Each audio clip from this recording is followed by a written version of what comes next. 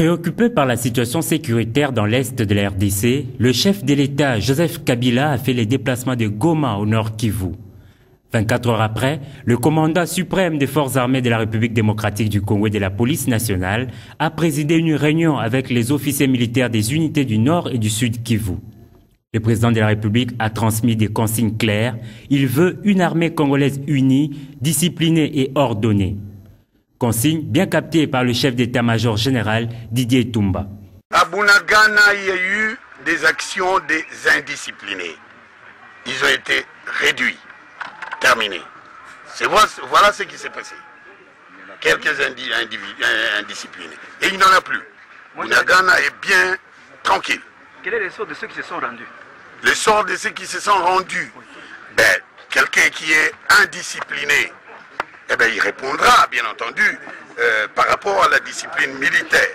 Il y a les règlements de discipline qui existent, et c'est ce règlement-là qui sera appliqué individuellement. S'il s'avère que les actes qu'il a posés sont de nature infractionnelle, il aura à répondre devant la justice militaire. Nous avons notre justice. Il faut rappeler qu'à Bunagana, dans le Rutshuru, des actions des militaires déserteurs avaient récemment troublé la paix sociale.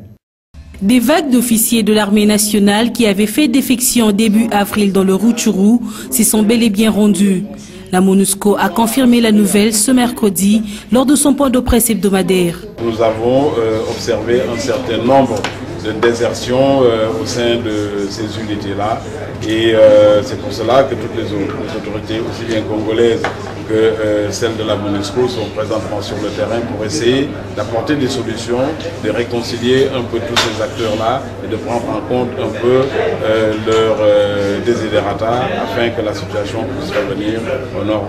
La mission onusienne a annoncé à cet effet que le représentant spécial du secrétaire général des Nations Unies, Roger Miss, séjourne dans le Nord Kivu pour palper du doigt cette situation sécuritaire. Dans le volet santé, la MONUSCO, à travers le Bureau de coordination des affaires humanitaires, a exprimé ses inquiétudes quant à la recrudescence du choléra dans plusieurs territoires de la RDC.